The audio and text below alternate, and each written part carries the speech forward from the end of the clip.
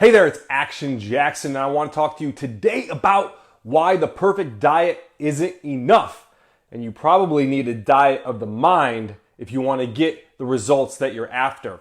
Now, many of you out there who are watching this video right now or listening to me are thinking to yourself that if I just had the perfect diet, everything would fall into place. Jackson, if I just had the perfect diet, if I had somebody create the right diet, it allowed me to be flexible and it had this and that and the other thing, all of my troubles would go away. I would be like the reincarnation of the thunder god himself with a huge chest and big mountainous biceps and amazing shoulders, and I'd have shredded abs and all my troubles would go away. But that is just not true. That is an overly simplistic viewpoint of your current situation.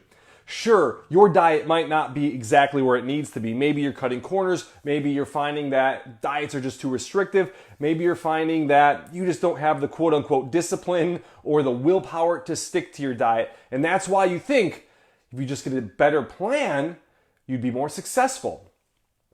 But what you have to think about especially when it comes to diet, is where your psychology is at and where your mindset is when it comes to your diet. Like, what are your thoughts about food? What are your thoughts about your diet? What are your thoughts about getting ripped and getting shredded and building your dream physique? Now, the reason I bring this up is because I just had a new client that I started working with. And we started working together, and one of his biggest obstacles is nutrition. Okay, he's struggling with the diet. He can do the workouts, that's not a problem, as is the case with many people I work with, but the diet is the problem. But here's the thing. He thinks he needs the perfect diet, and he's saying, Jackson, I just need the perfect diet. Tell me exactly what to do. I can do it, like no problem, this and that. I'll be good. And I'm like, okay. So then I start talking to him and I start digging a little deeper. I start asking some questions. What's your mindset around food? What do you think about cheat meals? Like, what do you think about this? What do you think about that? And as he's talking more and more, I'm hearing the words he's using, the words he chooses to use. I'm hearing the energy, the tone, the tempo of his voice as he's talking about these things.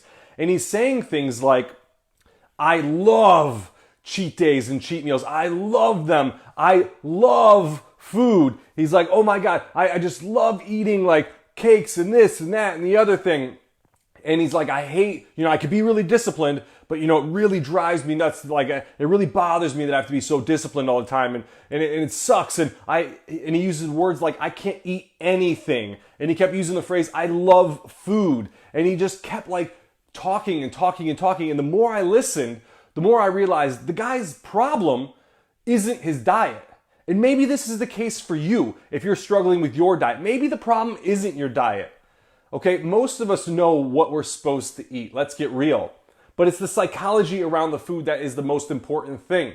So when you're thinking about your diet, when you're thinking about maybe restricting certain foods, if you're thinking about eating a certain way, if you're thinking about eating a certain calorie count or tracking your macros or whatever the case is, like, what immediate thoughts pop into your head? If thoughts of restriction, if thoughts of like lack and scarcity and thoughts of like difficult and hard, if those words come up, if you have phrases in your head like, oh, I just love food too much, and you think, I love cheat meals, and you get really excited about this, I got to tell you, you have an uphill battle ahead of you, and you probably won't get the results that you're after. And the reason is that you need a diet of the mind. Your psychology is jacked up, and it's not where it needs to be. I love food too. Newsflash.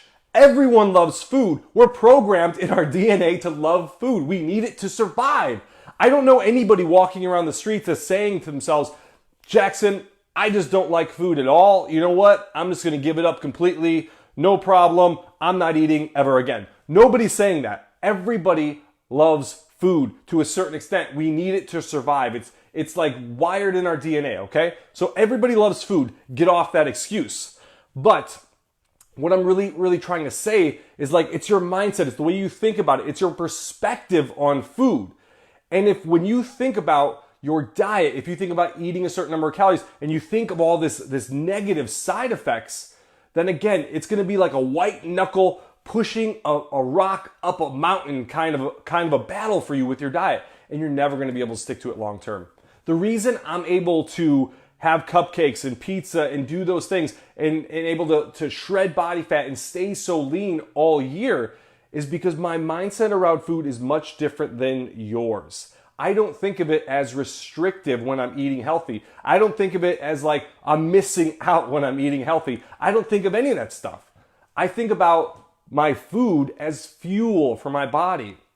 I think about recovery, and I think about like giving my body what it needs to operate at its best. So if you can shift your perspective, if you can think about food in a different way, if you could change your psychology around the way you think about these things, then you're going to notice a massive shift in how easy and almost effortless your diet becomes. Now, mindset and psychology is one of the things that I focus on with all my clients. And again, the reason being is because it can take a task that before was extremely difficult, super hard, white knuckle, like, oh my God, Jackson, this is so hard. And it can make it almost effortless, okay?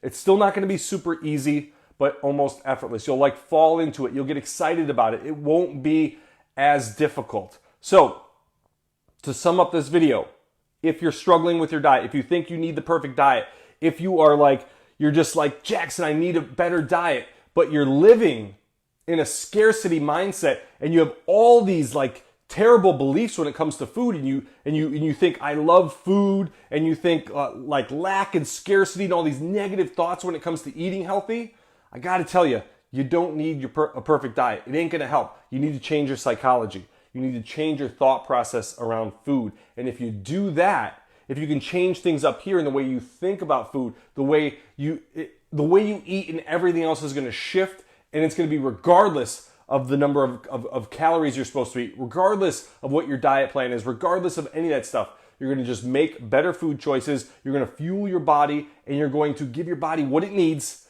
to transform and change. Okay? I'm Jackson. I will see you later.